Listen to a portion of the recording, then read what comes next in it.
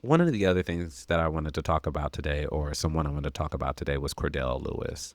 And yes, I know that we're coming to the story later than when, you know, it actually occurred. But I think that I wanted to come at this less as a breaking news kind of thing, like the first wave of social media posted. Um, but I think that I would like to talk about him in the shape or in regards to his legacy, after everyone, you know, had a moment to react, because I think in this social media environment, we gotta make sure that our culture isn't perceived as so microwavable. So that's why I'm writing a book, Rainbow Soul, preserving the stories of Black gay pioneers in music. And also why I work with legacy organizations connected to strengthening, Black gay community. And so I wanted to talk about Cordell Lewis because of his particular significance. A lot of people learned his name through this viral family photo right here from 2014. Two Black gay fathers helping their daughters get ready for school, combing their hair. It's something very regular and something that we may take a little bit more for granted now. But that was just 2014 that was such a big deal. It shouldn't have been out the ordinary, but America. That photo became a cultural event. Some people saw it and felt affirmed. Some people saw it and got mad. But what it did was it raised awareness for Black gay men as parents.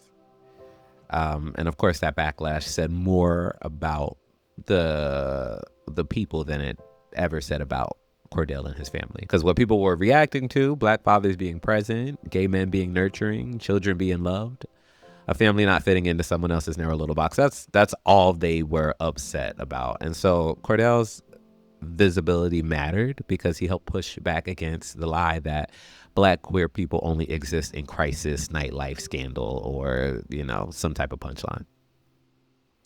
He showed something softer and more grounded, breakfast, school, mornings, parenting, family responsibility. And of course, no one's life is perfect, and his life didn't have to be perfect for his legacy to matter.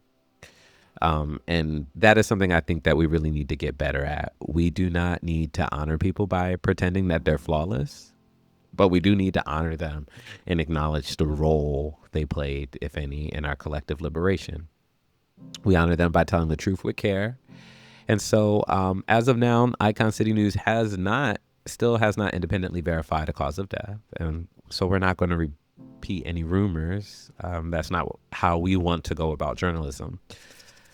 But what I can say is this: Cordell Lewis became part of a larger story about Black LGBT visibility, fatherhood, and the pressures that come when your family becomes a symbol for before people fully allow you to be human. And so, if you missed the news of Cordell's passing when it first moved across social media, this is a moment to pause, not to just consume tragedy, but to remember the impact, that Cordell had, and and the fact that him and his partner at the time helped make room for people to see Black gay fathers differently.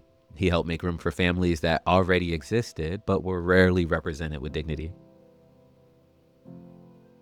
And so through that, he was able to remind a lot of people that love does not become less real because it does not look like what you were taught to expect. Rest in power, Cordell. This is the commentary on iconcitynews.com.